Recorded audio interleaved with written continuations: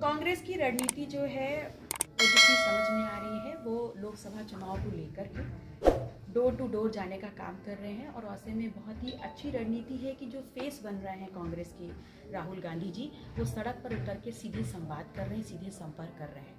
और जब एक नेता सड़क पर उतर के जनता के साथ संवाद करता है तो उससे लोग कनेक्ट करते हैं और उसको अपने साथ और उसके साथ जाने की प्रक्रिया में शामिल होते हैं।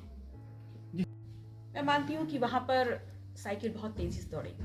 और रामपुर में भी वैसा ही रिजल्ट्स आएगा क्योंकि वहाँ पर आज़म साहब ने बहुत लंबे अंतराल तक अपनी ज़िंदगी का बहुत महत्वपूर्ण वक्त दिया है और वो एक बहुत पढ़े लिखे राजनेता हैं जो अपने कद उन्होंने जो बनाया है वो उनकी शैली के हिसाब से है। रामपुर में भी हम विजय हासिल करेंगे। देखिए, गठबंधन लोकसभा का पहले से ही डिसाइडेड है और उसकी घोषणा माता जी और राष्ट्रीय अध्यक्ष जी अखिलेश यादव जी की मीटिंग के दौरान हो भी चुकी है और हमारे तीसरे पार्टनर उसमें राष्ट्रीय लोकदल जयंत चौधरी जी रहेंगे।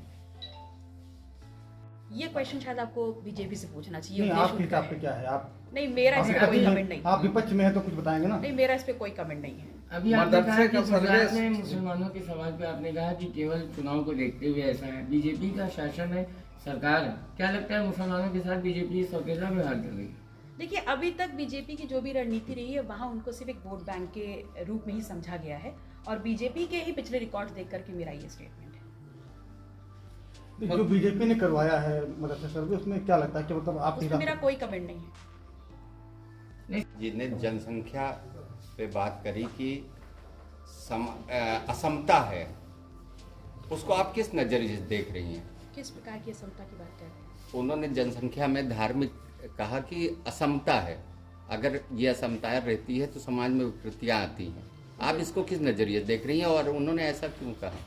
किस दृष्टिकोण से असमता की बात माननीय मुख्यमंत्री जी कर रहे हैं, किस दृष्टिकोण से इसको देख रहे हैं, उसका जवाब मुझसे बेहतर वो दे सकते हैं। तो आपका ये मानना है कि 70 साल बाद कॉमन सिविल कोड लग जाना चाहिए देश में, आवश्यकता है? मेरा ये मानना है कि किसी भी धर्म की जनसंख्या या उसकी समता पर मैं कमेंट नहीं कर सकता। में कोई प्रधानमंत्री मुसलमान होना चाहिए? आप सबके सवालों के या सबके कमेंट्स के जवाब मुझसे क्यों चाह रहे हैं? मैम, आप भी तो हैं, आप तो भी आप भारत की नागरिक हैं। मैं भारत की नागरिक हूँ, लेकिन मैं भारतीय सर्वे सर्वा नहीं। ये व्यक्ति की छूट है। यहाँ पर कोई भी व्यक्ति कुछ भी बोल सकता है। मैं सिर्फ अपने कमेंट और अपनी सोच, अपने दृष्टिकोण पे अपने वर्जन को दे सकती हूँ और उसकी जवाबदेही रखती हूँ। तभी ममता बनर्जी के एक मंत्री ने राष्ट्रपति के ऊपर कह दिया। आपका ये कहना है कि कोई भी कुछ भी कह सकता है? आप भी कुछ भी कह रहे थे अभी कुछ देर पहले। हाँ, कह रहे थे, तो वही जवाब आपसे मांगा जा रहा है। तो आपने जो कहा वो आपको सही लगा, आपने कह दिया, तो मैं आपके कमेंट पे कुछ नहीं कह सकती। आने वाले दिनों में भाजपा से समझौता कर सकती हैं आप? मेरी विचारधारा भारतीय जनता पार्टी से मैच नहीं करती। जीतेंगे चाहे मैनपुर या रामपुर हो, सर हम जीतेंगे। देखिए, जब चुनाव में उतरे हैं तो हर पार्टी अपना अपना वर्जन देती है।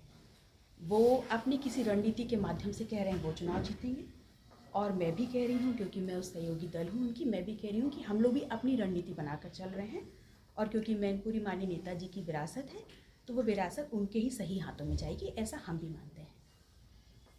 आने का उद्देश्य देवी पाटन मंडल में मैं एक कार्यक्रम में आई थी, बौद्ध धर्म के कार्यक्रम को लेके था और क्योंकि हम सब तथागत गौतम बुद्ध के फॉलोवर्स हैं, उनकी बहुजन हिताय बहुजन सुखाय की नीति और सोच पर हम लोग काम करते हैं।